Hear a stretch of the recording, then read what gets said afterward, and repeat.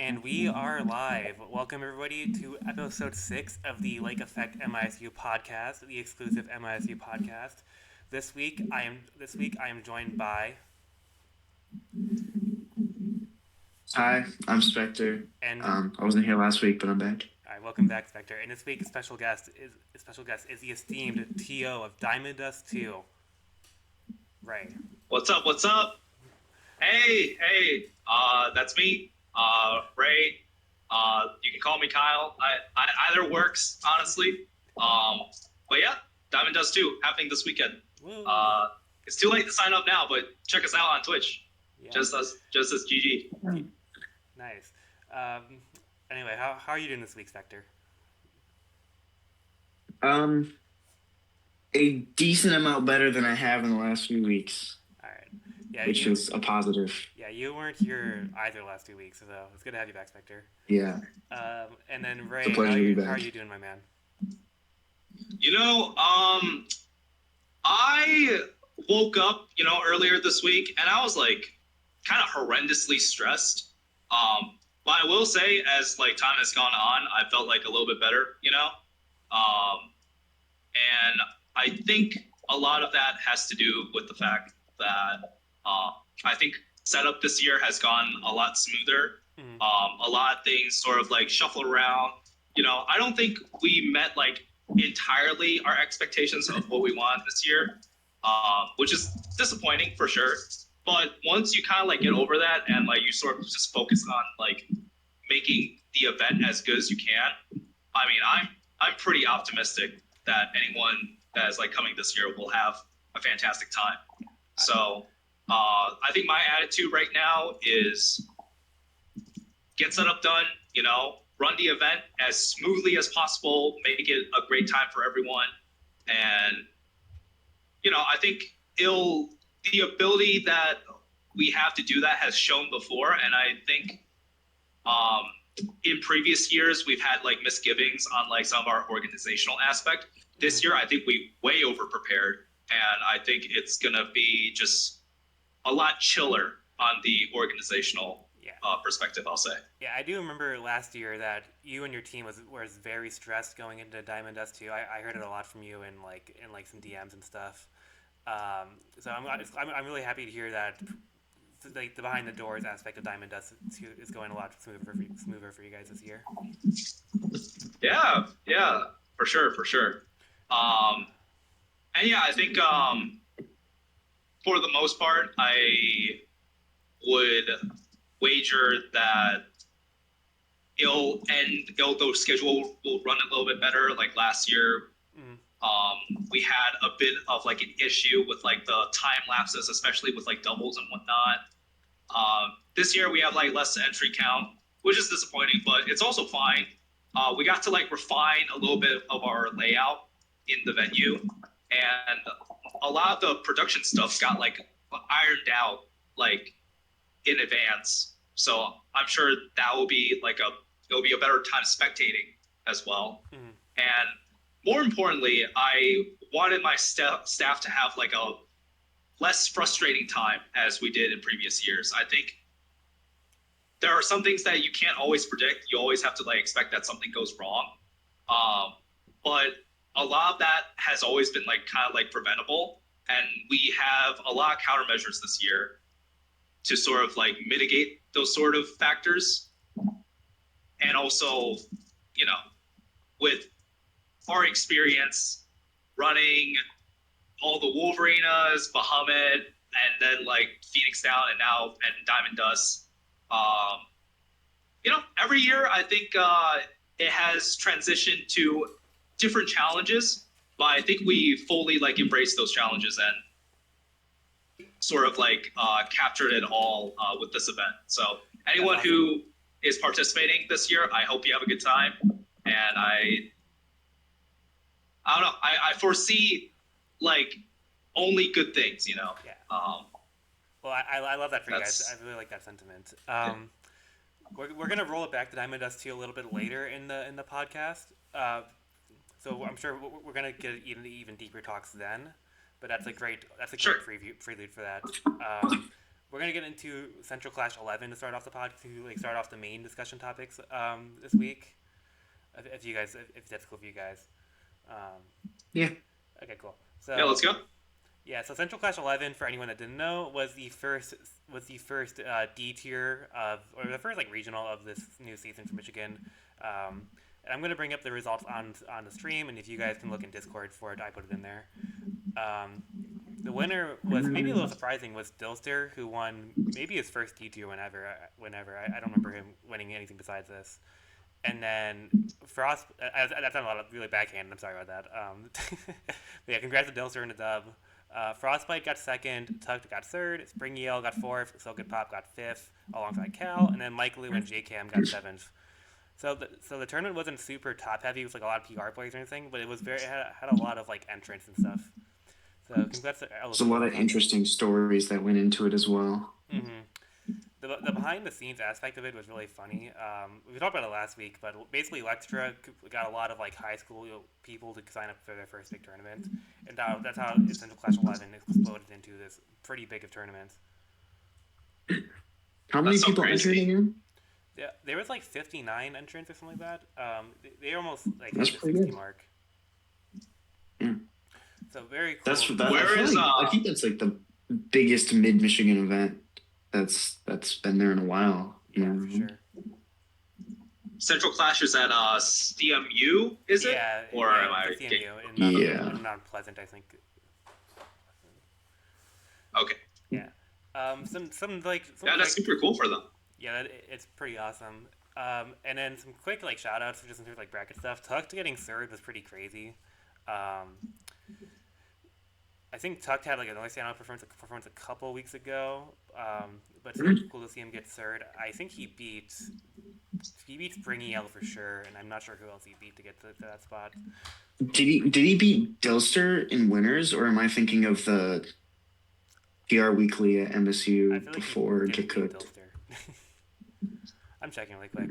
I know Tuck did pretty good at the PR Weekly at MSU. I don't remember. He might have been in there, but Tuck beat Springiel, Cal, and Mike Lou to get to third. Okay. Yeah. Because Springiel upset Silken Pop, so that makes sense. That's a really good run. I remember he did really good at like Crossroads 3, beating Diego or Echo Fire, and then he like sprinkled in a couple more good wins throughout the season, but like nothing too crazy. And then he did really good at the PR Weekly, and then he just cooked again this weekend. Yeah, Tuck's been on the upswing. We talked about him a couple weeks ago, like 4 weeks ago, about how like what we're expecting of him and how he's a rising star in Michigan. So good for him. I didn't really definitely a rising gatekeeper. Yeah, for sure. I don't really have anything notice about Central Clash 11. For like PR purposes, it's not going to go down as like a premier event for Michigan because just lack of PR players. But it's going to be like one of those like minor regionals that's like in a limbo between like a local and a regional. But still, I feel like it'll definitely like matter a little bit.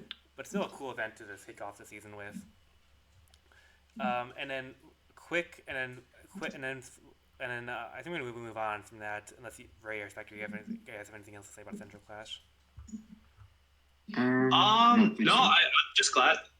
I'm just glad that Michigan has like more tiered events. Honestly, I think we're due for like a splash of tiered events, especially with our multiplier and whatnot.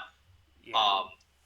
And I always think that like the Midwest is like a hotbed for like potential like invader stuff. So hopefully when we get like more recognition on that part, we'll get like more Chicago visits or more Ohio visits or more Indiana visits. And that sprinkling in like tiered events will definitely help with that, especially with our multiplier and whatnot. Yeah.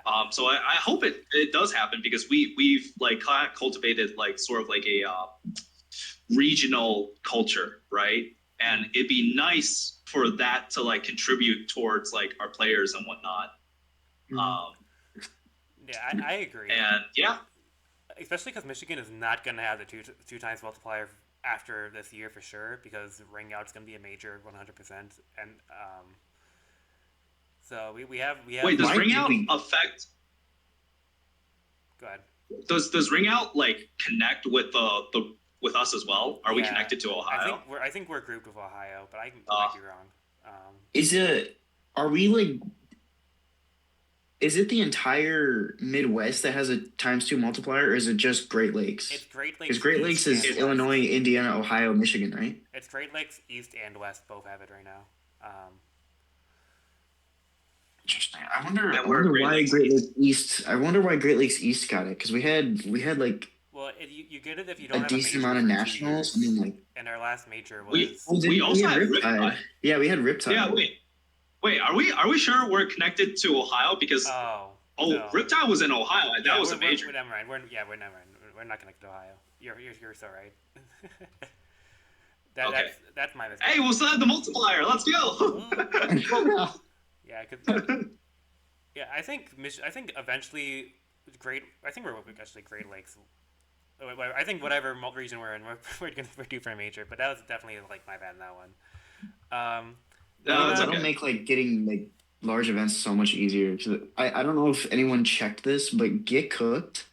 If Onan went to Get Cooked and not to Battle of BC, it would have been a C tier. Yeah, it's like because of our multiplier, any event that Anand's at, because he is like I think he's worth 250 or 200 points right now, is like almost guaranteed to be a C tier. Yeah. It's crazy. It does help having a Farming those top 30 player. And we've had like a C tier every like other 2 months for the last year maybe. Yeah. And I will tell you that we're gonna have multiple ranked events this season, so it's gonna be pretty exciting for Michigan. Moving on to another, like, not a huge event, but I just wanted to shout it out because I like the Upper Peninsula. We're gonna go to Refs 2025, which was mostly just like Wisconsin showcase because Zombie Bomb 258 won the event, and then Shao Fiaoui Jesus got second, and I think they're both Wisconsin players. And then you had some like UP players like do good there, like Noko and Curb Cake and Psych, the King GD player who beat Jaja last year at this tournament. So it wasn't a huge event. Zombie Bomb the Link player? Zombie Bomb is a hero player, it seems like. I was close, I guess. But yeah, I just wanted to give the UP some love because they kind of need it. So yeah, congrats to all those players who got top 8 there. And now we're gonna move on to the real like meat and potatoes of this podcast, which is Diamond Dust 2. We talked about it a little bit at the opener, and we're gonna start off with a seeding preview of Diamond Dust 2. I have the seeding again on my stream. You guys can open up in Discord if you guys want to see it.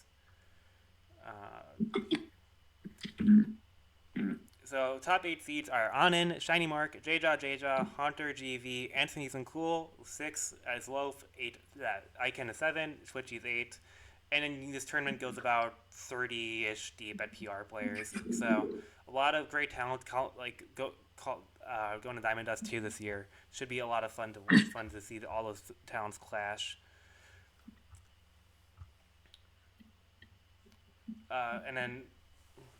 And then Ray, did you want to? You talked about like a little bit of Ray, but did you want to go into a bit more about like the event setup and process and all that a bit more here? Because you got like just like the event.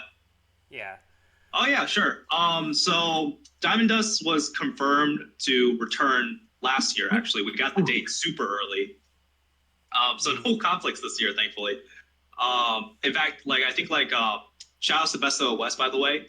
Those guys actually like moved around us in order to give us that date. Oh, nice.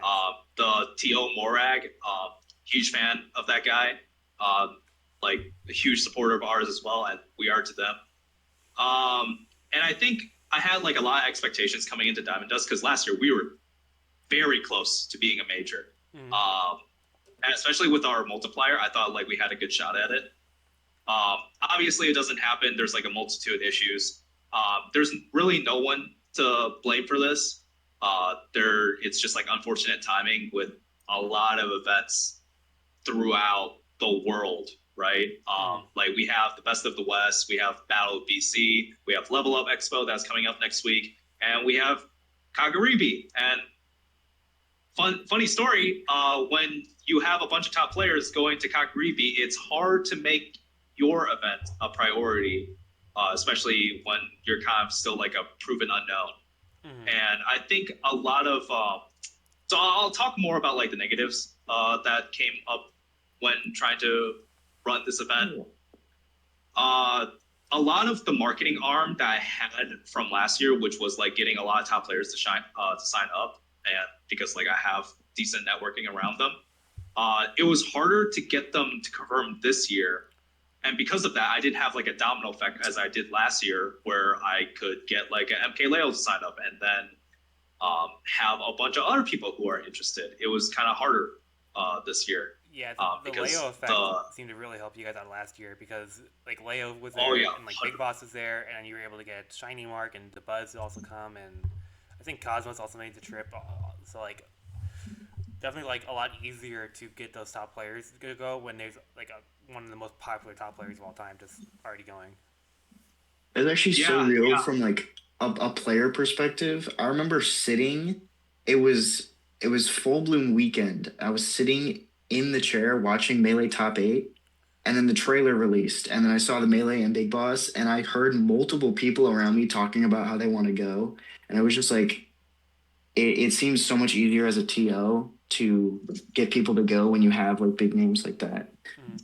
Yeah, that was our main fault. That like I've held that Leo card like behind my back for a very long time, and I was finally able to get him to come to Diamond Dust, which was huge, right? And this year was a little bit harder. He had a lot of like personal plans, and he really wanted to go to Kagaribi. So I was like, it's fine, man. Like it's not a big deal. Like let's make it work regardless. And I think with the timing, I mean, I confirmed my date super early and whatnot, but like with the timing of like everything else that was happening around me, it was just hard to get sort of that like marketing engine like going.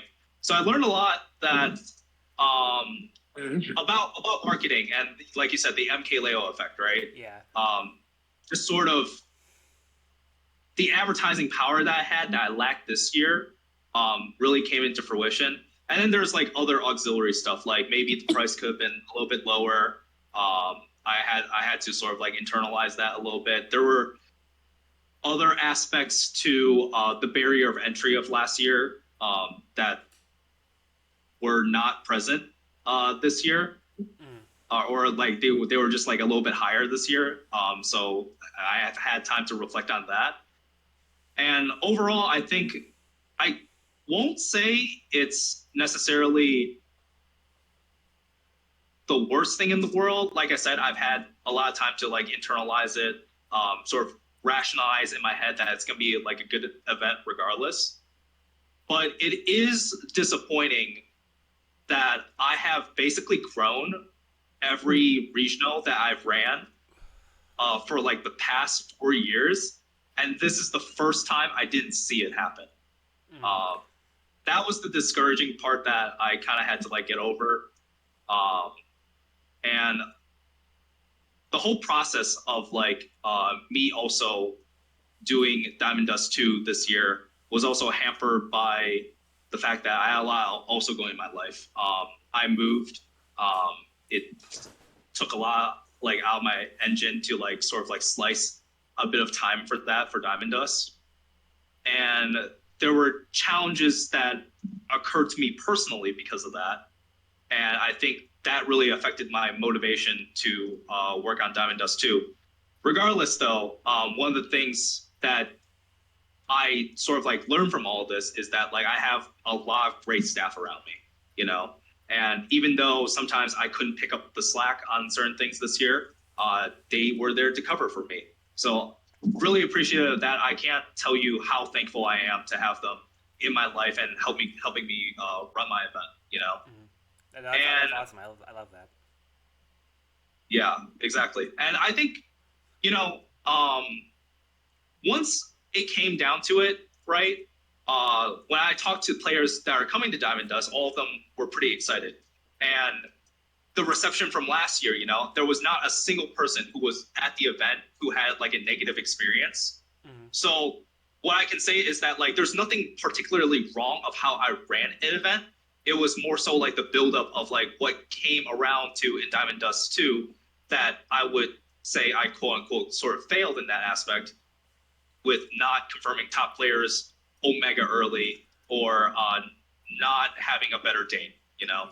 And those are things that can be adjusted. It can be a learning experience. It can be an expensive learning experience, but it's not something that I wouldn't like think about tackling in the future and doing it better, you know? So all I can say is there's really not too many regrets on my part now. And everyone who has came together and like propped me up and made this happen, you know, I will endeavor to seek an opportunity for everyone to, you know, just make it bigger and better in the future. But right now we're focused on Diamond Dust 2. Like I said, setting up has been going very smoothly. I'm like pretty confident in our production this year. I'm pretty confident in our bracket running this year. And I'm pretty confident that anyone comes will have a good time. And awesome. Sorry, go ahead. No, I was just saying that's awesome. I was just giving you some ad lib. I'm personally really glad that you are able to have a very positive outlook on Diamond Dust 2 this year, because I think a lot of people on the surface level would look at Diamond Dust 2 last year, notice it had like 280 entrants, had more top players, was a bigger tournament, and look at Diamond Dust 2 this 360 year. Actually. Yeah. It was and then look at Diamond Dust 2 this year, and just like, well, it's a lot smaller. There's not much top talent. Clearly, something like went wrong internally, right? But I think that what you're making clear is that you guys had a better time internally, and even though it didn't turn out the way that you guys wanted it to in terms of like the end result. I think for all parties involved on your side, on your end of things, it was a good end result, and I'm sure the event will be amazing. Yeah, I think this event has been like an exercise in like mending the frustrations we had from previous years. Like previous years, we exploded in like entry counts. It was like crazy growth all around. And I think this year I'm sort of like internalizing it as like, hey, how can we make it easy on my staff in order to run it? Because while you can say that like looking at an outside perspective, Phoenix Down and Diamond Dust 1 were like massive success.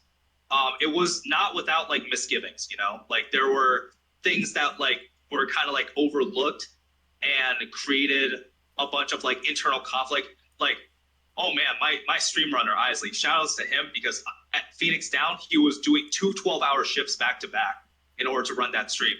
Nowadays we have more delegation, we have a better workflow for stream running and whatnot, and so we don't have that issue anymore, you know. Other things, like I felt like I was being ripped apart the last 2 years because a lot of like the work was being funneled directly through me. So if I wasn't available, a lot of things couldn't get done. And fortunate to say that like that's no longer a problem, you know. Like I delegated a lot to my other staff, made it a lot easier for myself, and in turn it has eased the frustration of other people who thought they needed to reach me in order to make something happen, which isn't the case anymore. You know, that's good to have like that better circulation of just work and tasks going around, rather than just being like kind of like a dictate. Just like a one man show type of thing. I think that can be real. I think that's like the healthy way to go about it for events like this. Yeah, I'm learning that a little bit more too, because when I first like ran the Ann Arbor Smash Ultimate Club for my university, oh man, I did everything. I was even like the main president at the time, but like I was the guy who was like willing to, let me stream, you know, like I'll like do I'll bring my laptop and I'll stream our events. I'll do the graphics for it. I will get the results graphics out. Oh hell, I'll do the marketing. I'll run the Discord. I'll make the Start GG page. I'll book our venues and whatnot. And it really wore me thin, but I think I built up like a distrust for people to do so. And if you're a TO out there and you're listening to this, please find people immediately that's willing to like be your second in command and willing to like put that same passion in front of their face like yourself, because mind you, you might think that like no one else can do it as good as you. But the truth of the matter is you can't do it at 100% of your power if you stretch yourself thin like this, right? You might think you do things better than everyone else, and maybe you do, all right? But you can't do 10 times the thing better than everyone else. You just can't. It's not logistically possible. Learn to trust people, or learn to find people you can trust, is what I'll say, you know? Yeah, no, that's a great sentiment. I like that a lot. Yeah, it's powerful. So that was a great in-depth dive into a lot of behind-the-scenes stuff about Diamond Dust 2. I had one question. No, I don't have anything else. I'm gonna save that. I had something and I was like, I don't want to talk about that. I, But I mean, yeah, if you know me, I'm like a pretty open book about this. Pretty easygoing guy. If like there's no questions that I'm not like unwilling to answer in some capacity. But anything else like you want to like learn about Diamond Dust? Like I talk about more about the behind the scenes stuff, but like anything you guys are interested in talking about? yeah, I was gonna say that like Michigan is kind of like on in terms of like having top players, we're on a better end of things than a lot of other states because we have two top 150 ranked Lumi ranked players in Jaja and Anin. But for like, and this is no shade to them, but for like advertisement purposes and trying to get people to come out to events, people don't want to play against Anin and Jaja. So like, Yeah. it gets That's true. it's so like you can tell a top player like, oh, we're gonna have Anin and Jaja at our event, but like even though they are highly ranked, a lot of people don't want to play against them. So like those players by themselves, while they are very good and do help the scene in a lot of ways, they're not like the best source of advertisement, which is just like the unfortunate reality of the situation. Yeah. Yeah, I think like it depends, right? Like imagine if like your best player is like I mean, we have a Steve as our best player, but imagine if your best player is like a Sonic or it's like a Snake or something like that. It's hard to convince someone that like, oh, like, don't you want to fight the best player of like this matchup and whatnot? That's like kind of really, to be honest. Yeah, no, it can be that can be kind of difficult. Another thing I wanted to ask about Diamond Dust 2, and your guys' like progression of this is like I know was just like the overall theming of the event. 'Cause I know it's rooted in like Final Fantasy stuff. So I'm kind of interested in like hearing more so about the origins of maybe not just Diamond Dust 2 by itself, but also the rabbit hole that is Phoenix Down and Diamond Dust 1 and 2. And just where like, the overall motivation and inspiration came from for it. Yeah, so the aesthetic of it. All right, so I came up with Bahamut first. That was like my first like quote unquote Final Fantasy theme event. That one was first. That was when I did Bahamut. I found a drawing of Bahamut I really liked. And I recently learned how to. One of the things when I do graphics myself, I'm like an amateur graphic designer. Is that like I kind of want to like challenge myself to like learn new things. And I found out how to do like Final Fantasy style graphics. You know, I thought they looked pretty good, and I did one as like a concept for like Bahamut and whatnot. I was like, you know what, this is like a fire name for like a tournament series, you know, and I did that for Bahamut.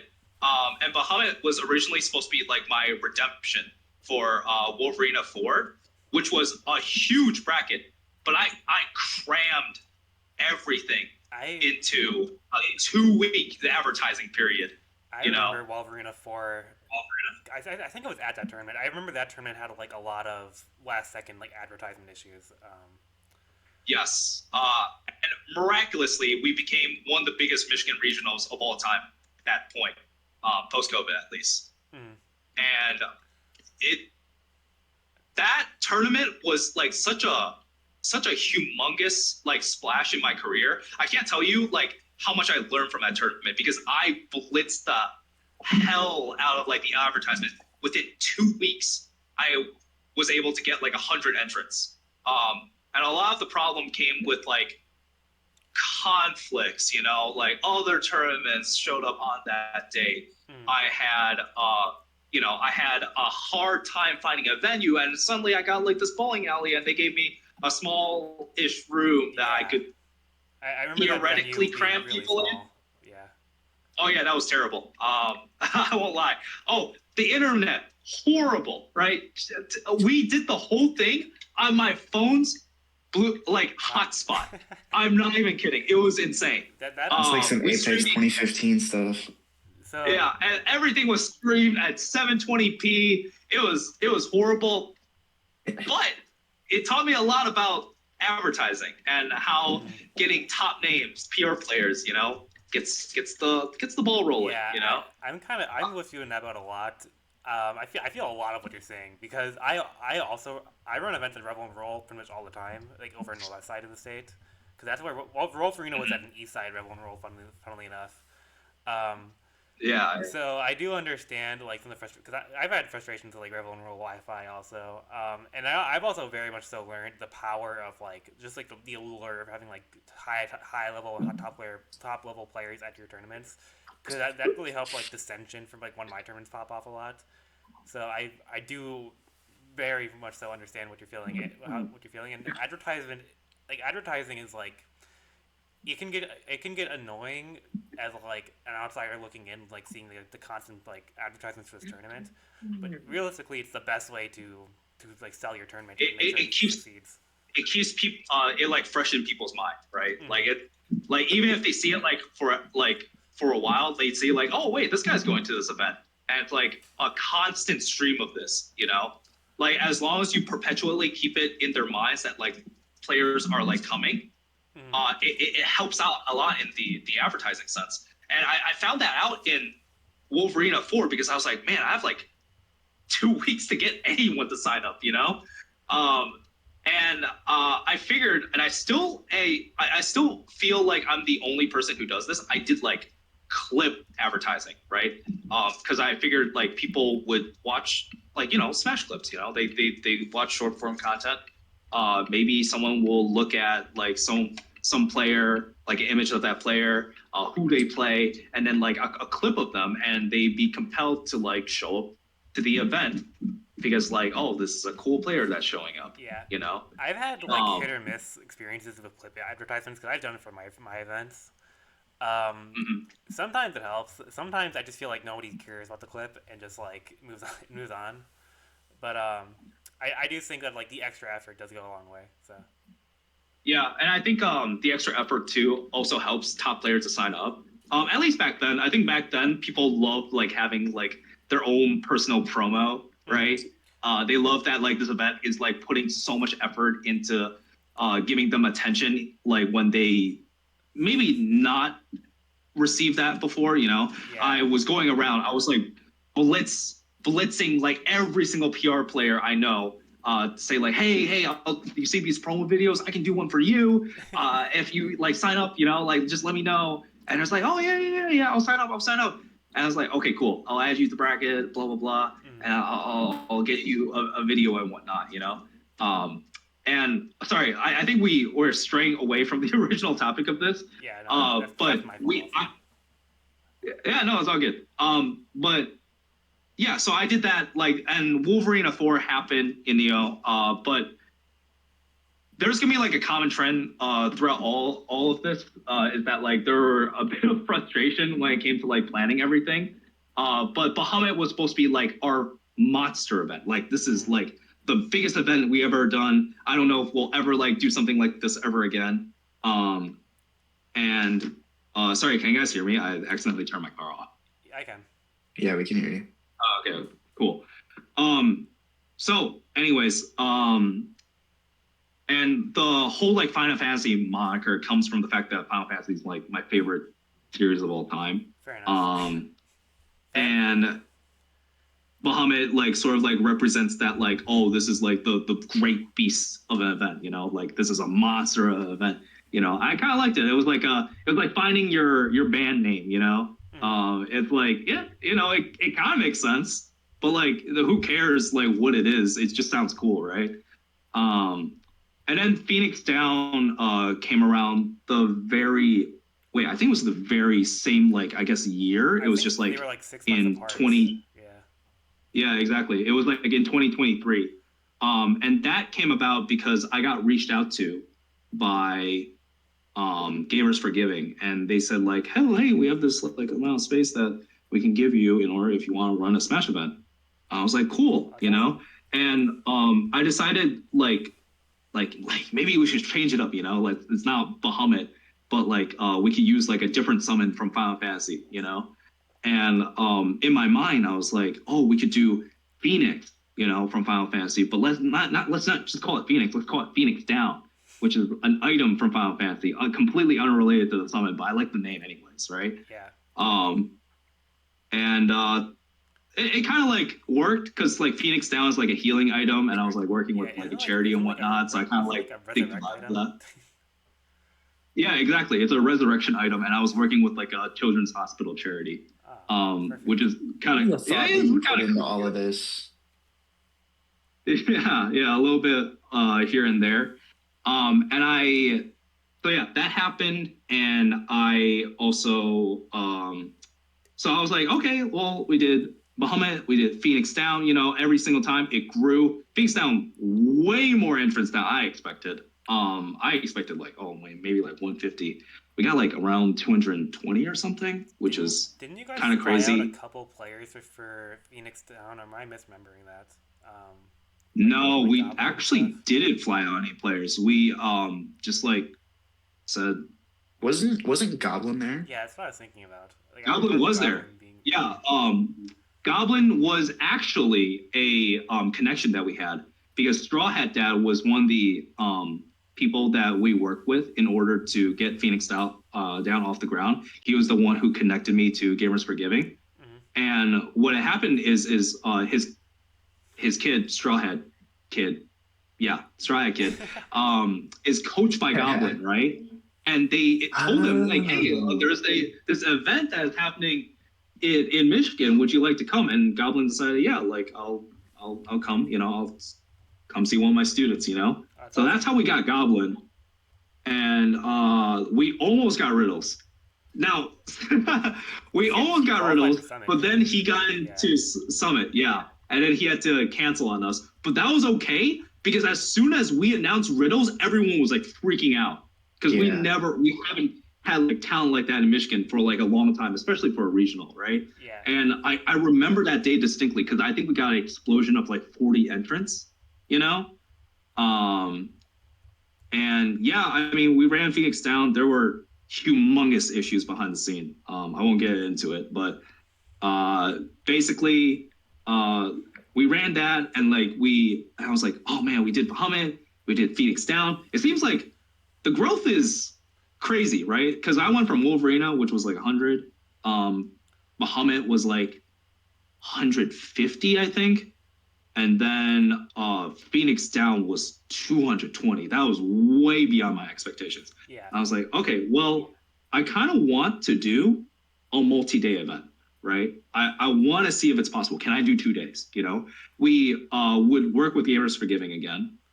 They actually told us like you straight up have the space for 2 days, but we didn't take advantage of it because we were like, oh man, we never ran like a multi-day event in our lives, and then I was like, you know what? Let's do it next year. I think we can do it. I think we have the manpower. I think we have the talent to do it.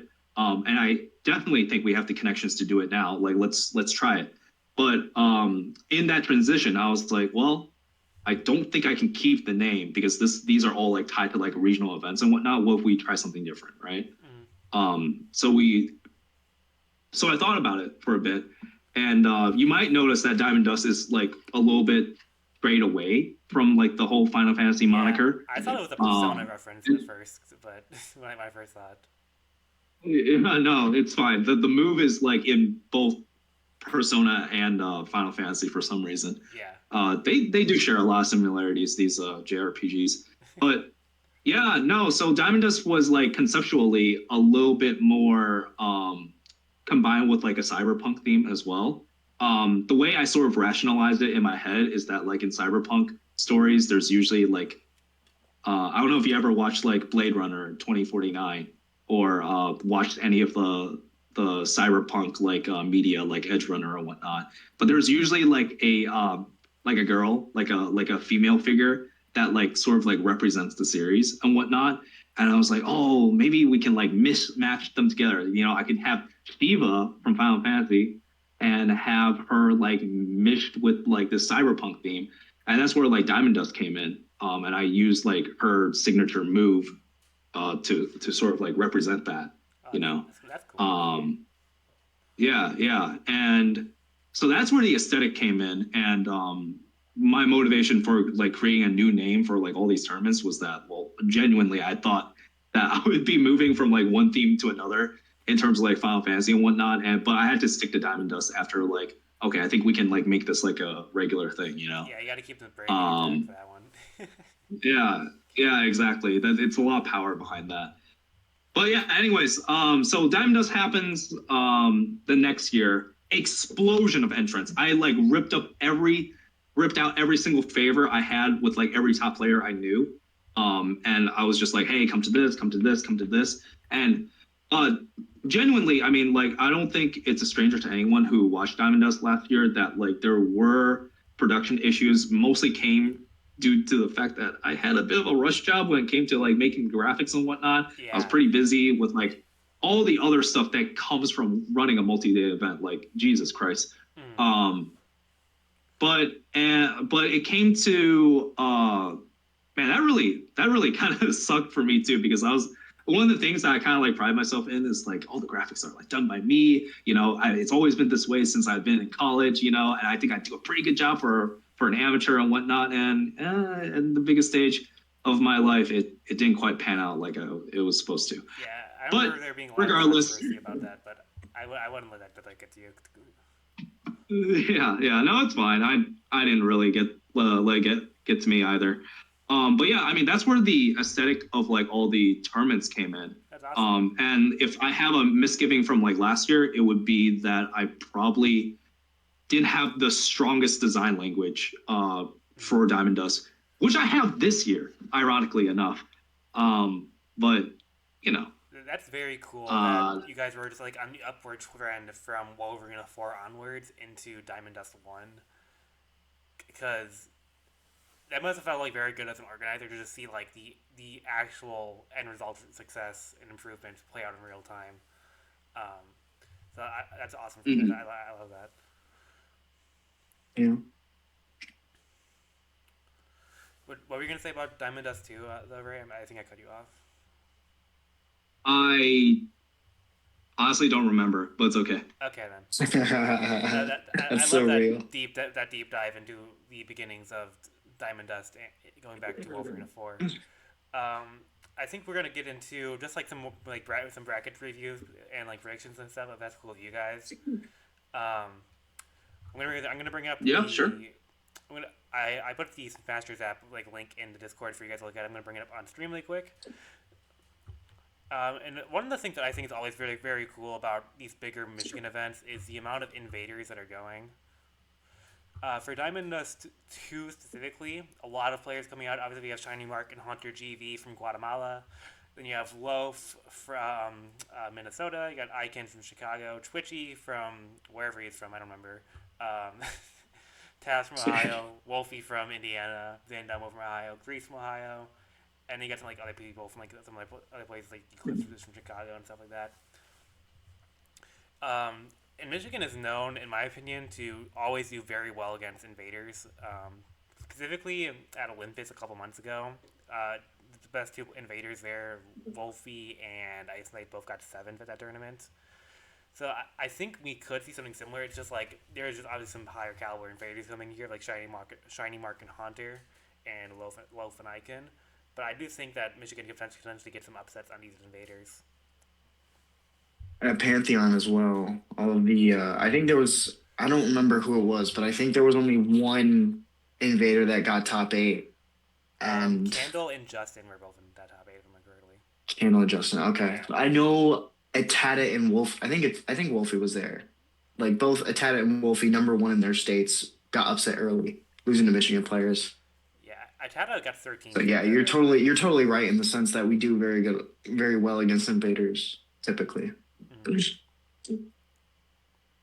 Yeah, I think like Michigan actually has like a pretty deep pool of talent.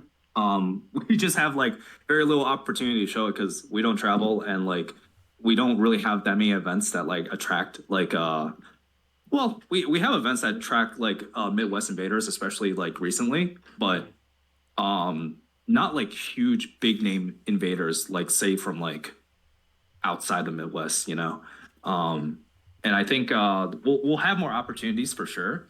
But I mean, just to give an example, like Anthony went to Genesis and he made like several upsets. I'm pretty sure he made one on like MVD, and he made one on the guy who beat Prep Filet, Yeah, the Mario. the Mario. Sorry, I OJ forgot. Wadler, yeah. And he beat Kaninaga, Yeah. so he got top 3 that tournament. Yeah. Oh yeah. 25th placing at Genesis is no joke. Yeah, for sure. And then I was also gonna say that I just think it's very like Michigan has been traveling a bit more recently. I think more so just out of necessity because last season Michigan only had like 2 regionals. But Michigan did travel out to the Afterburner, Midwest Battleground. They went to they went to Hawaii. Arky went to like Arky and Jaja went to like Pittsburgh for some reason. Yeah. But no, I think that's like it's always interesting to see if, like the invaders clashed against Michigan. So we'll see how they all do. So I think we're gonna get into some like bracket predictions. So like based on the seeding, I just want to get like your guys' takes on like who do you guys think has like a good chance of like doing better, like overperforming your seed, and if you want to call out like certain like dark horses that you think you're gonna get top 8 or potentially even win the tournament, go for it. I think both. I think Zenodo will be interesting just because he hasn't been playing very often, but he's been an insane player for like 15 years, probably more. I actually, Zenodo's a great place to start because I actually think his path is really good. He has to play against Eclipse, it looks like, the Chicago Falco, and I feel like Zenodo's good against Falco. And then his top 16 match is against Aiken, and Diddy Kong is very good against Shotos. And then he would have to play against Shiny Mark in winners quarters, I think, if he beats Aiken, which I don't know if he probably doesn't beat Shiny Mark, but he could beat it. But like, it's not outside the realm possibility for him, and I think he has a likely pass the top 8 after that anyway. So I think it's good. Yeah. I think the Aiken is definitely doable. I'm not gonna lie. Yeah, Icon's definitely doable. Like you said, it's like a very. It's not only like a good matchup for Diacom, but it's also like a very practice matchup for Zenodo. It's like one of those like Smash 4 top tiers that you had to like, learn how to beat, right? Yeah. And not too much has changed about Ryu that you can't just like adapt that over. Yeah. And then he has who was it again? Is Icon the first one or like? No, he has it was Eclipse. Into Shiny Mark. Oh, into Shiny Mark. Yeah. Shiny Mark is an interesting one. I wouldn't count on his chances doing well in that matchup, mostly because I think Diddy traditionally struggles in that matchup. Hard to like really like hit the rat, honestly. I think Shiny also beat Tweak last time they played. Yeah, and Tweak also historically struggles versus Pikachu. I remember there was this the one of the Genesis where I think it might have been 9 or 8, where he lost versus Esam in losers. Oh, right. And this was like for like 17th or something. Yeah. So I think traditionally, I think all the Diddies have not done too well in that matchup. Although, hard to say. Shiny Mark is a very strong technical player, but he's not prone to like the occasional upset once or twice, you know. Yeah. And I don't think he's had like a crazy lull in results recently, but I do think that it's not impossible. It's just hard to tell where Zenodo kind of like lies right now because he hasn't been to like big events in a while. He only does he does one event a year. It's his annual appearance. Yeah, pretty much. It's always one event. Well, you have that connection to get him like to go to your events. I wish I could just call Zenodo and be like, hey, come to my tournament. I feel like he always like I don't know. He kind of like we're like good friends, so I feel like he feels owed to me to to come to my stuff, which is, I really appreciate that. I hope he can go to more stuff soon. I miss like traveling with him. Yeah. And I do think that he might have been done dirty on seedings in the past, especially at majors, which probably like hampered his motivation to like continue doing them. But I feel like if he gave it like more attempts, he would eventually like break down in results. But Yeah. Come to that's just my opinion on things. Another great place to start. I was gonna say that like, I think some people would say that he feels kind of high because, especially based on like the fact he's above like Rob, for example, who's been popping off lately. So I do think like in that sense it does feel a little unjustified to put Zenodo over Rob right now, especially given how good Rob's been lately. But I do think Zenodo as a top 12 seed makes sense. I would just probably bump Tass down or something. I don't know.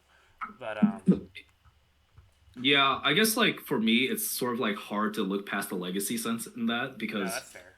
Whenever he does come back, it's not like he doesn't do well. That's the thing, right? Yeah, I think he's just a little upset prone just due to his rustiness, but it would depend. Like I said, like, it's been a while since we've seen him. Yeah, I just feel like his path is just like, I don't think he would lose to Eclipse, it would be the person to upset him in winners.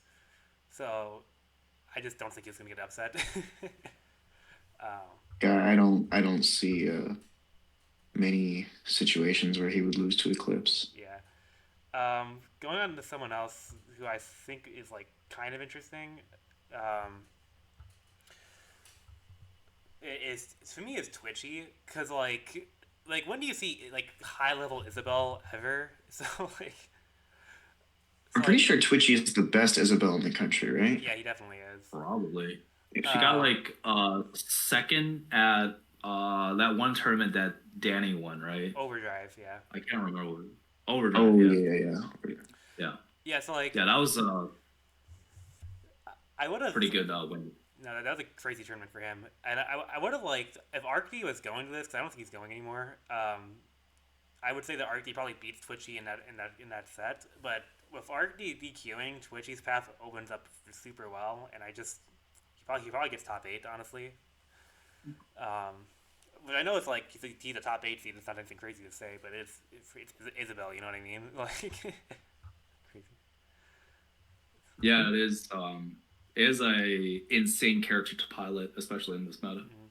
I don't think like Isabel's like that awful, but like I think she's like bottom 20. But yeah, that is pretty awful. Though. That's pretty awful. Okay, but like she's better than like in a game with like 80 characters. That's like bottom 25%. Yeah, that's fair. That's fair. I was just gonna say I just have like this long-standing take that she's better than Villager. So I guess that's what I mean by that. I mean, sure, you're better than our bottom 20 characters. I wouldn't be surprised. I don't know. Twitchy is also going to school at Winthrop now, so gotcha. She gets to play like a lot of crazy good players in South Carolina, North Carolina, that whole East Coast area with like Anarchy, Peebnut, Lima, No Tag, all of those guys. So I wouldn't be surprised if she leveled up like already, you know. Mm-hmm. I know we were also talking about like Invaders like in Michigan doing well. I think one of the more interesting matchups for me in terms of like that playing out is Anthony and Wolfie, who are seeded to play in winners top 16. It looks like, because Wolfie beat Anthony last time they played. So I think that'll be interesting. I don't know how that's gonna go. And because Wolfie won, that was at Olympus, I'm pretty sure. Scrub. Oh, never mind. I was thinking of one of Scrubbed events. I mean, it's one of those things. It wasn't that long ago. But I think it's one of those things where it's kind of interesting. I think Anthony actually like might do better like out of state versus out of state players than like in state. I think in state, a lot of times he puts a lot of like expectations on himself, and like out of state he plays a little bit more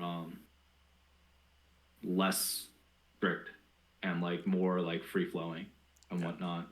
Yeah. I kind of agree. with that. He's just like more flexible. He like doesn't like give himself like too much pressure at all. You know, Yeah. or like in state, it always feels like he has something to prove. Yeah. You know. Sure. Yeah. And then like another cool thing about this tournament is that like a lot of the older guard of Michigan is coming back for this. And it's not just Noto; it's like Daybreak and Goma Kempi are both coming back for this tournament. So it'll be interesting to see how they do.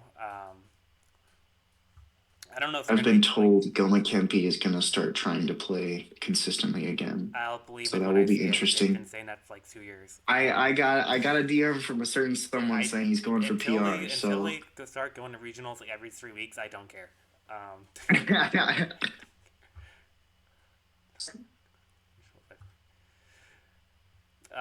And then I'm excited to see the old guard play again, though. Yeah, we'll see how they do. I'm interested. Do you guys have like any like under the radar players you guys want to like give attention to? Who could like? I don't know about under the radar, but Symphonies is seated pretty low in my opinion. Symphonies is seated low to avoid the multitude of conflicts that that area of seating causes. I think is it because all the Michigan players in that area? There's NAD, there's like whatever, and those are all like to make it out. Yeah. So we had to like bump them down in order to like avoid literally any matchup. That's fair. I guess if anything, I would just like swap Symphonies to like Zeri or something, but it's not that big of a deal.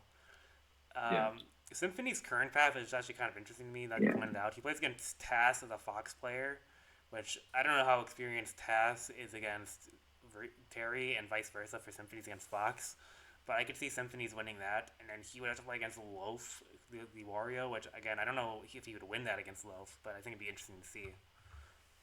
I think that's actually like two really good matchups for Symphonies because there's not really any Fox player in Michigan that's at the level of Thass. Yeah. Or at least not one that I don't think Symphonies has played. But I think it's a very doable matchup for someone as like hidden boss level as Symphonies is. And then Symphonies has in the past 3, 4, 5 months has played low multiple times. Yeah. Who granted isn't like at the same level as Loaf, but it's low is a very it's probably one of the closest Wario players you can get to someone at Loaf's level, At least in the Midwest, I believe that. Yeah. Because Low went back in the day was a top 3 player in Michigan, like no question. Yeah. So I think it could be an interesting path. It is a very interesting path, for sure. Apart from that, I feel like the bracket might just be pretty chalk. I just think Shiny Mark versus Anand and Grant is just inevitable for this tournament. So I don't see J-Jaw or Haunter beating either of those players, and I don't think any of the other players there could really beat them. There could be a random upset. Could Iken surprise and beat Shiny Mark? Maybe, but I just kind of doubt that's gonna happen. Yeah, I wouldn't be surprised. The only thing I would see is maybe Loafer Iken playing out of their mind and beating Shiny Mark, or Anthony or J-Jaw finally get their set off Onan, or Anthony just beat Onan, but one of those two, beating Onan or something. Ray, do you have any interesting bracket paths or players you want to point out? I'm not too familiar. Okay, this is how I don't see any of my events. I pass it along to someone else because I don't really know the paths for anyone. You can just tell bracketology. That's what I've been doing. Yeah. I haven't looked at a bracket unless I'm spectating something for 2 years. Because I hate looking at seeding. No, but I think my personal interest in this is that I'm just wondering how well we honestly match up again against the rest of the Midwest, because I think it's kind of understated on, like you said, Michigan definitely defends its territory a lot, and even last year I think we showed off pretty well. But the one thing that I think hasn't really hit the mark for Michigan yet is that we haven't had a crazy big upset, and maybe someone gets an occasional set win versus Onan or something. But have we upset when MK Leo was here, no one upset him. When Shiny Mark was here last year, no one upset him. Yeah, Yeah, I'm Like not we haven't surprised. had. Sorry, go ahead. What's Finish. up? No, you go ahead and finish. I'll bring it up afterward. Yeah. And then I think outside of like owning themselves, like doing well versus like other top players, right? One of the hallmark things of like these invader events, when it comes to like top players invading, is that like there's always gonna be a crowd behind like a potential upset. Like maybe Shining Mark is like in danger of like losing to, let's say, like Rob or something, you know. Yeah. Realistically possible, but we haven't made our mark that way yet, you know. Yeah. And I think, man, I'm trying to like remember the last time where we had something close to that. And you know, I think I remember like Daybreak versus Light from all the way back in like 2020 or something. You know, that was a crazy Michigan win. You know, the fantastic pickup from us. But outside of that, like, you know, we had a shot at like Boo Bear versus like Trello, but that didn't like really happen either. Even like at Phoenix Downs, I think Savon was playing against Goblin and he lost like game 5, and that's pretty tragic to see. Yeah. A lot of close calls when it comes to like our Michigan hometown heroes getting like an upset on someone. But we've never had like a Bubs beating like sort of like deal, you know, or something like that. I think Which Michigan kind has, of like, sucks. I feel like we had a lot of opportunities to do so, but we never have been able to close it out. Yeah. For me, Funny you say that, because real quick, I'm sorry, Lylak, but like real quick, it's so funny you bring that up, because I don't think anyone watched this set, but as soon as you started talking about like hometown heroes beating like one of the best players at the tournament, Diamond Dust last year, I think it was day 2. It was like round 1, top 32 or 64 or whatever it was. Poison Jam sat in the back corner next to by like the friendly setup with Big Boss, and they played their set day 2, and literally no one was watching. I walked over game 4. I was the only one there, and that was literally I don't remember the exact situation, but it was last stock game 5. Poison Jam was winning against um Big Boss, and then he messed up a combo and then got edge guarded. damn, that It's like sucks. the most insane thing I've ever seen. So close. I was gonna say that the person I'm gonna circle for that potential big upset that you're hoping for, Ray, is Rob. Rob did something kind of similar recently when he went to Chicago and beat Atata and all Chicago's best players. And Chicago's a top 1. Oh, that's true. Player. That's true. You're right. And he's the 13 seed, and he's gonna match up against Haunter, the 4th seed. And I think if we are gonna get that top player upset, I think that's gonna be the one to do it, because Haunter is a Lumi ranked player himself, and Rob is very good against Steve, at least from like what I've seen, because he's beaten on him before. So I think that is like the match I'm circling to see, is to see if Michigan can get that top player upset that we're looking for. Yeah, I would genuinely would not be surprised if Robbie beats Hunter. He's been talking about it the last like 2 days or whatever, and he seems pretty confident going into it. Didn't you just like come back from your Smash practice today? Was he just like watching the VODs of like Hunter? No, but he was just like, him and Anthony have been talking in our group chat about like top Steve players being like carried, and then they're like, they just like wouldn't be surprised if they do really good against like Char or Hunter or like D-Dog or people like that, you know. Yeah, I think that Rob is like, in my head, I know I just said it, but I think he's the guy. I think he's the guy that could do it if anyone does it this weekend. So that'll be interesting. I think that's about it for me, like in terms of like picking out like interesting stuff like that. And like going for like certain bracket and stuff like that. I think that Michigan will get at least 4 people in the top 8. I'm gonna go on the high end there. I believe in us. Wow. I would not be surprised. I think Onan's like a shoo-in for sure. Yeah. And then like we have Anthony's the 5th seed, I think. Actually, it might be less. It's not gonna be 4, because I don't think, because we only have 3 people in the top 16 seeding. I changed my mind on this. I think. I mean, if we get some of those, those outfits, maybe. I think Anand, Rob, and Anthony will all make top 8. I just don't know if anyone else will.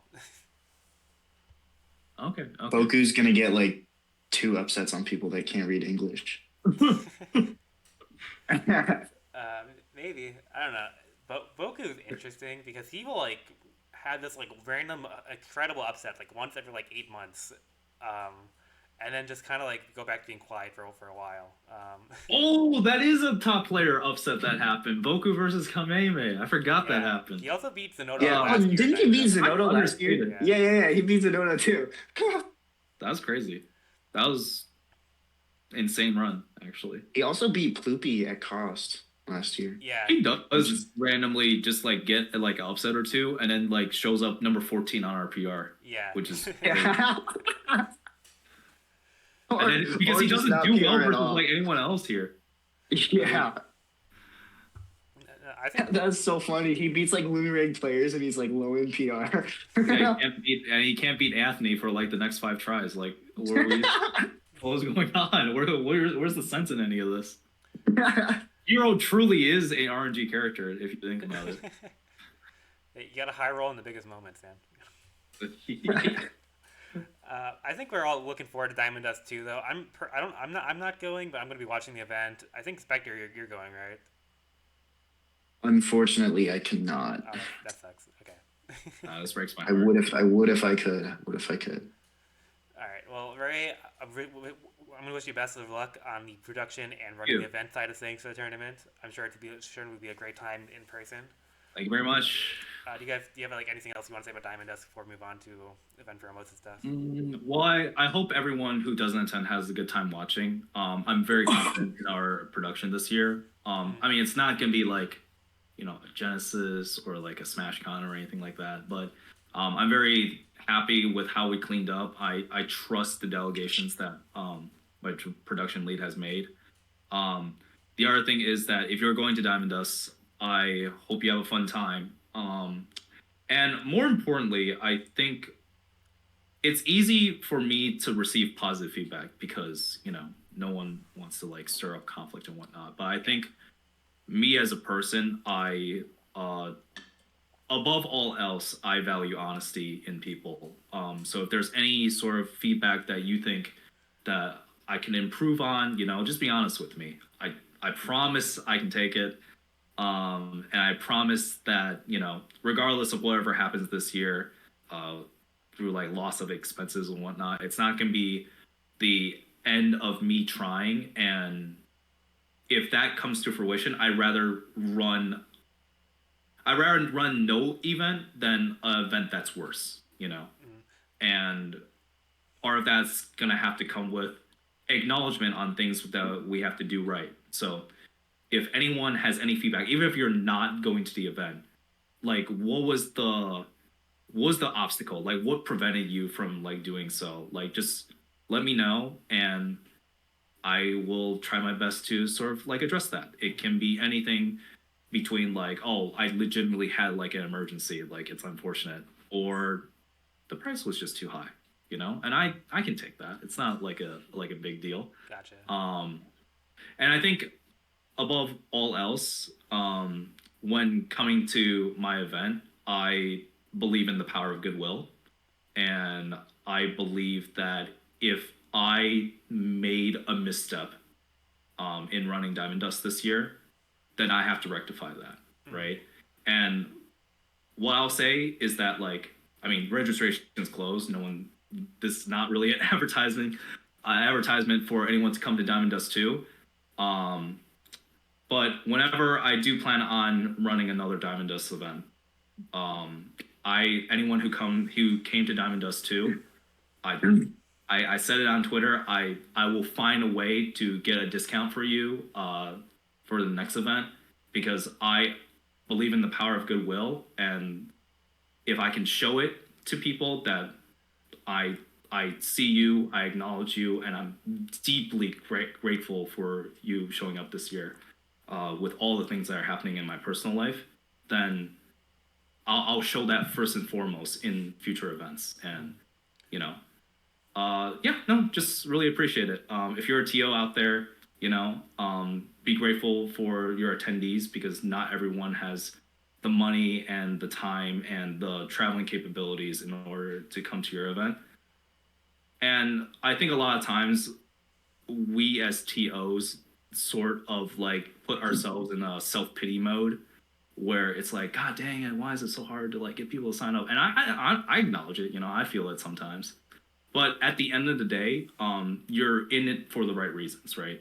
You're in Smash because you want to run a great event and you want to prove to people that like you can do it better than anyone else. And part of that has to come with the acknowledgement that like, sometimes things go haywire. It might be your fault, it might not be your fault. But if you're in it for the right reasons, then you know that in the deepest part of your hearts that it always can be better, even if it's not completely obvious on that is.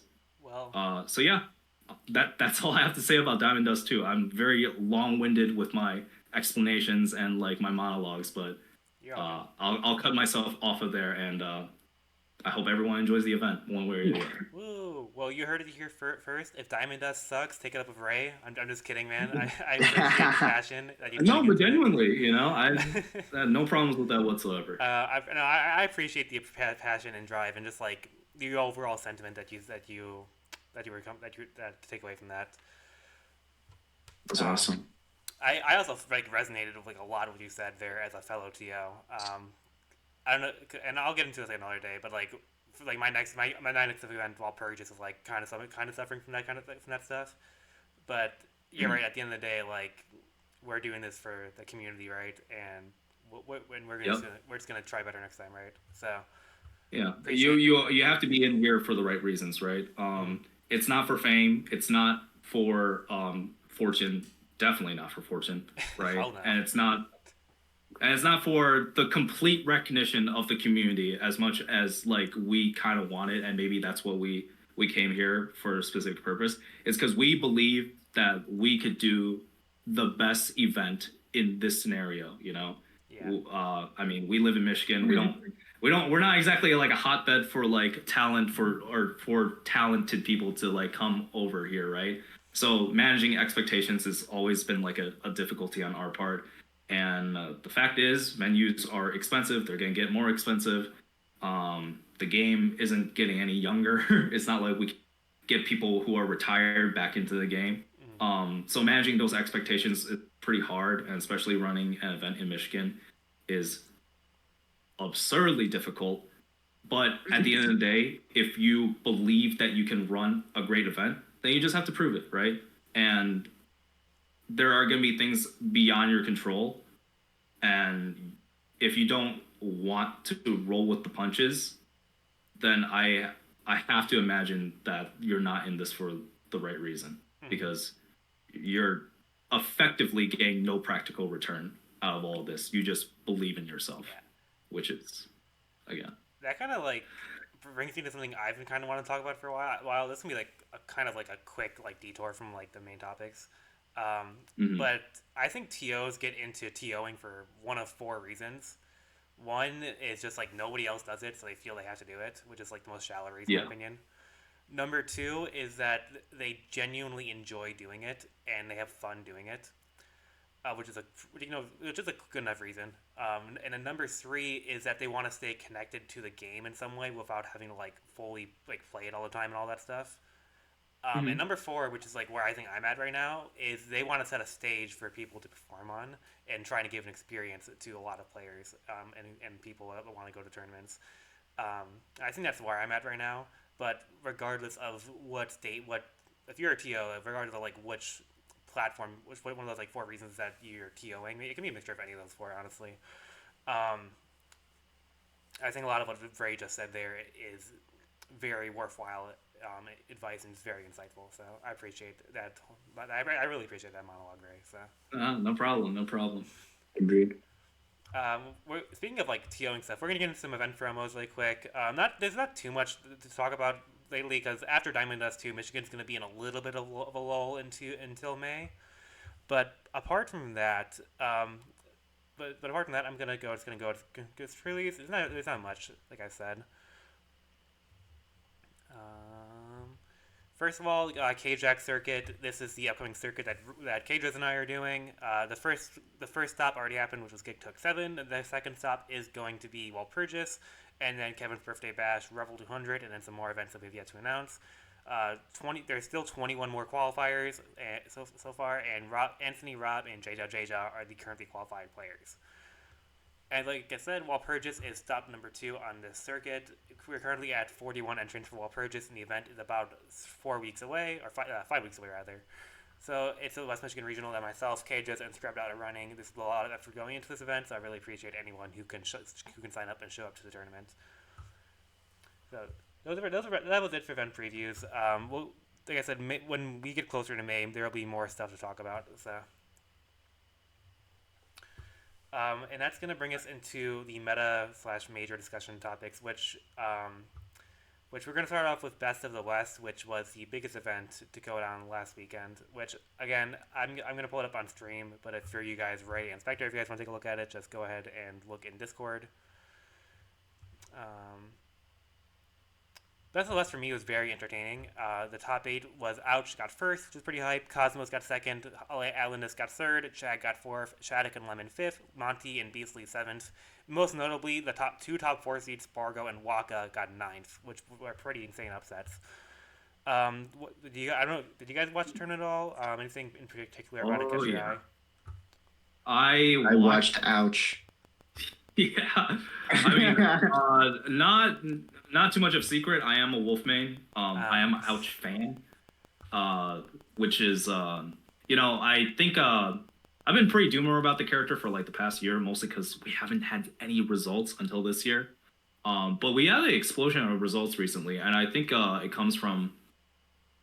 Well, one, Ouch had a pretty good bracket, all things considered. Ouch had like 3 stellar tournaments so far this year. So. Oh yeah.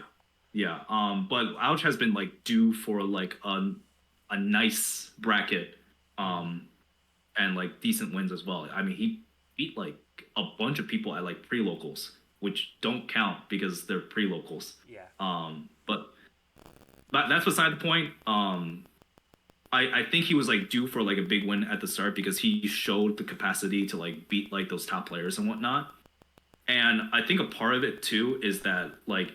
He himself is like a pretty like mentally resilient player, but like if you ever watch him, he doesn't do too anything that is too crazy. Sometimes like his advantage state sort of like explodes because like he read a roll and like did a footstool upbeat out of it, which is insane. I don't know how you read a roll from ledge like that. I think his but punish game and strings are like the best of any Wolf player I've seen. Yeah, but he doesn't like overcomplicate it whatsoever. The main thing that like you kind of like look at is like his precision. He doesn't miss moves. Everything's like sort of like has a purpose.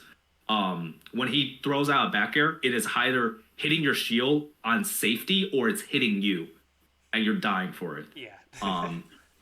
His fairs are all like incredibly well spaced. His nairs like cross people up at like very specific moments where they think they can like punish it if it lands right in front of them, and all of his a very understated part about Wolf is that like a lot of his like obviously all your moves should be like very low to the ground in order to like make it the most safe, like just like in general, like as like a Smash fundamental thing.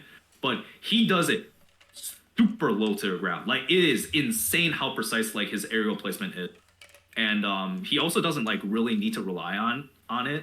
Most of the time he does like a lot of like empty like movement and whatnot in order to like feed off like where the positioning of people are, and he sort of like places his moves on like precisely where they're gonna go.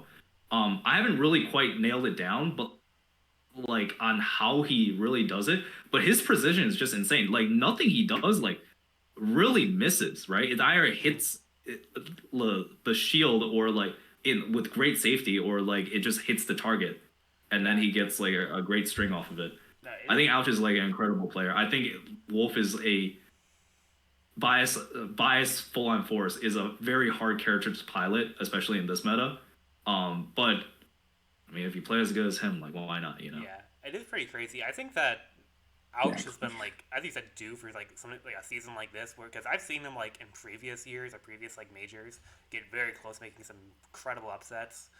It just falls just short. But between winning Best of the West this week, getting fourth at Battle VC last weekend, getting second at the Reaper Invitational back in January, we had a lot of good wins there.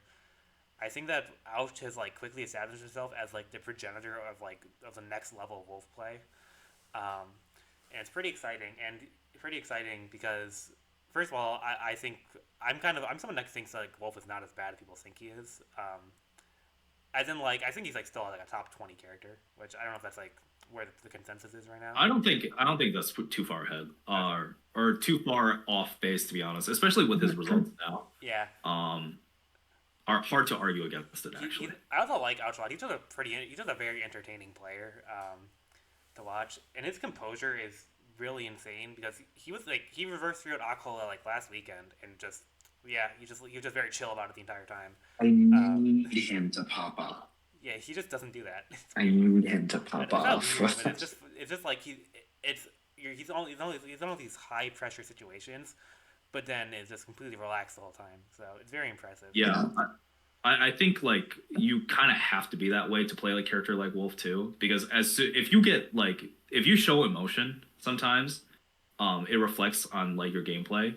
And one of the things about Wolf is that like you can't lose composure, or else like the desperation, like it reeks, man. It looks terrible when you're desperate with that character. I think Ouch could also be sparking like a Wolf renaissance because between him and I think Masha won a major Wolf earlier this year rather. Yeah, it's one of those Japanese tournaments that randomly become major.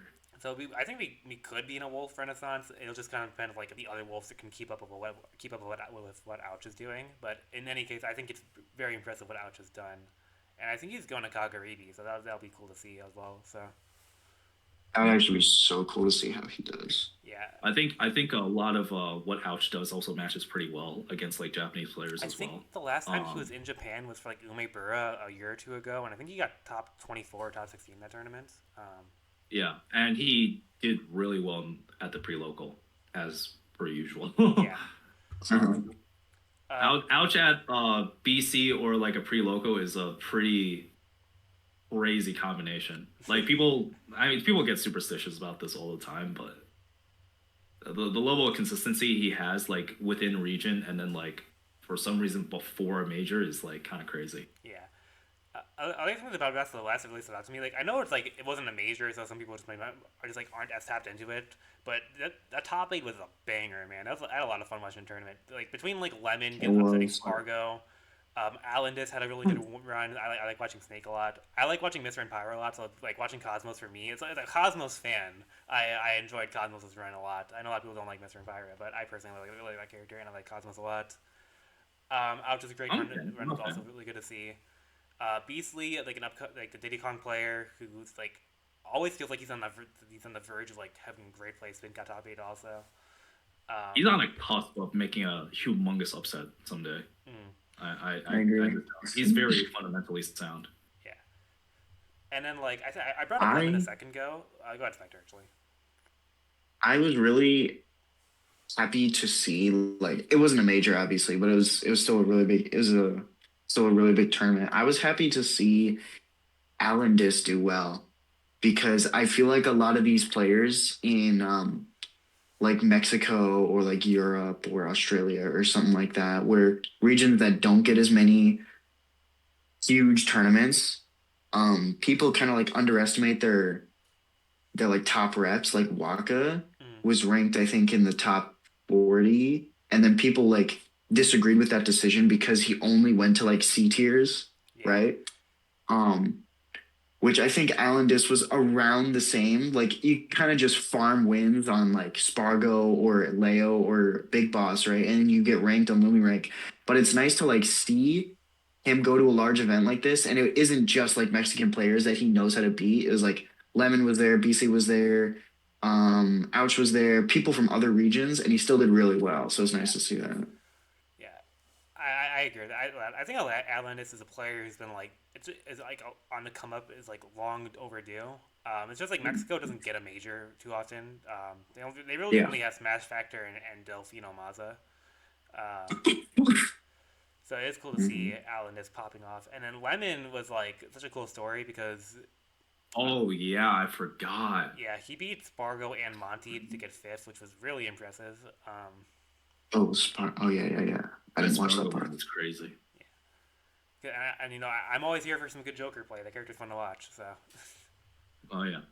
Oh yeah. Me too. Me too. I think that's like about all I had for Rest of the West, unless you guys have anything to add before we move on to the last topic that I had in this discussion. The only thing I gotta say is I love the TOs at Best of the West. I forgot if I mentioned this in the podcast, but they did like move their date for my event. You mentioned that. Yeah, and glad that they got. I wish it was major. Shout outs to Morag, but you know they got it next year. And they definitely proved like their production, their talent that they can grab. It's all amazing. Super happy for Mexico and that whole TO team. Additionally, I don't know if you guys watched the trailer for Best of the West. That has to be like the best event trailer I've ever seen in my life.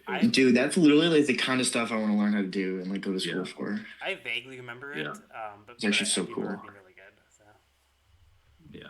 All right, I think we're gonna move on to last thing that I have written down, which is Delta 10. I'm gonna bring up the seating for it really quick on stream. S+ tier happening this weekend. Woo. Yeah, so yep. This is Japan's first S tier in a while.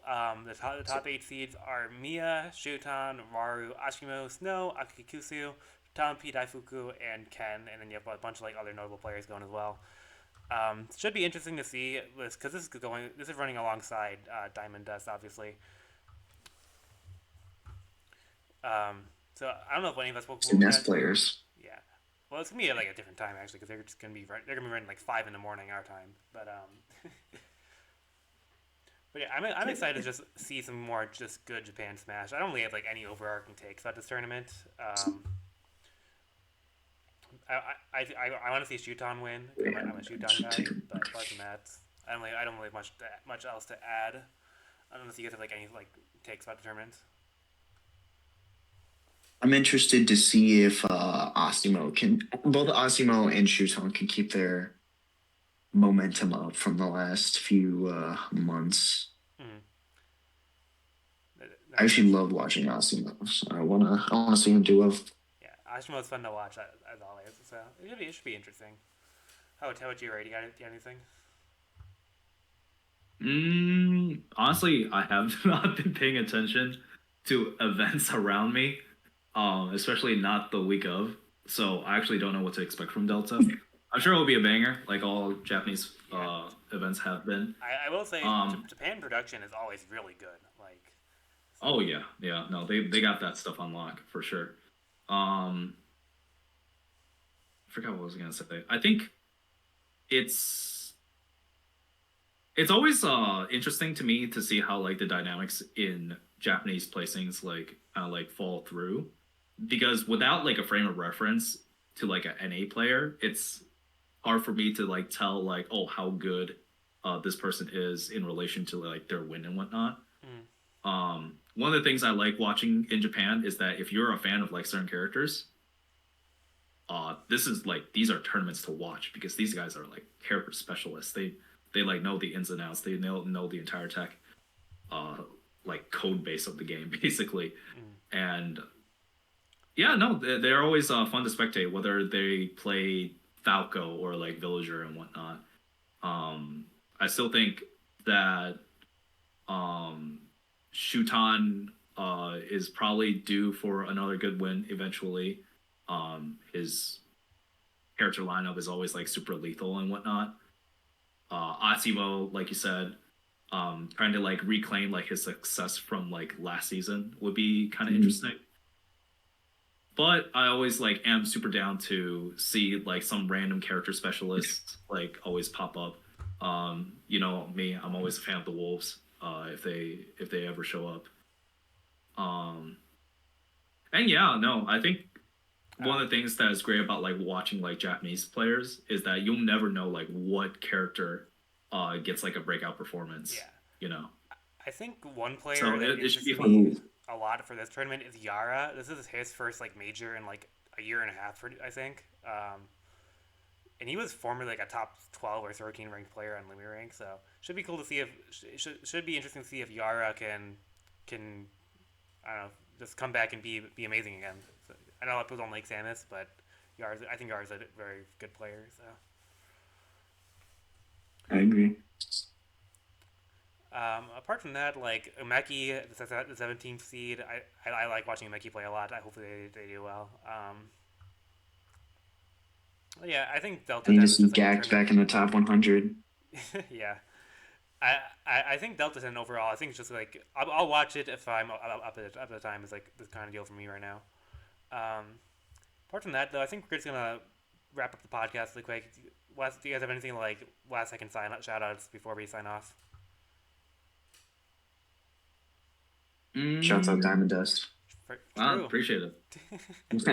Shout out Ray and all the Uh, TOs and all the people working behind the scenes for Diamond Dust too. I'm sure it's going to be incredible as we've been hyping it up through the entire podcast. So Yeah, I mean, shout out to anyone who's coming on, shout out to dating and whatnot. I have a lot of great staff members. Shout out to them. Shout out to apply and show up as well. mm, I think, you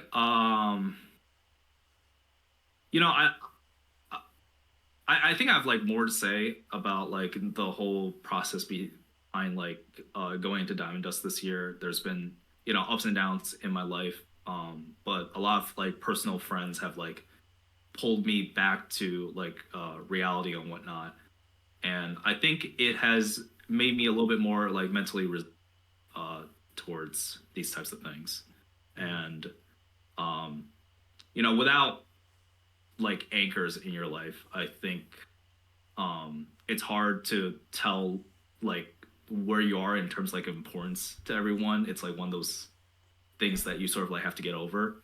Um, but uh, I think I came to appreciate a part of our community outside of that, and I think um, showing a care for those who really um, appreciate like your passion and whatnot, mm, and really do think and believe that like you can run like a great event someday. You know, it keeps me going, and I hope I hope no one's ever like too shy about like giving out compliments. um, I'm not saying that TOs deserve like all the compliments in the world yeah, and I will whatnot, say the but positive feedback really helps us a lot because it's a lot of yeah. work that goes into these tournaments. So Yeah, at the end of the day, like I said, there's very little return that we get from this, mm, and if you're in it for the right reasons, it's because you can do the best job for it, you know. And I also think that it goes a long way when you tell your local TO that you just had a fun time, mm, because I think that's truly what we care about, right? Is that you yourself thought your money was well spent. So yeah, for sure. All right, that's awesome. Glad to hear that. I'm about to sign off, guys, but follow Ray and Spectre, but I'm going to link both their Twitters in the YouTube description. As for now, I've been Lylak. That's Ray. That's Spectre. Go follow them on Twitter. Go follow me on Twitter. Go follow myself. Go follow my Twitch. That way you can watch the podcast live every single week. And we'll see you guys next week, same time. See ya.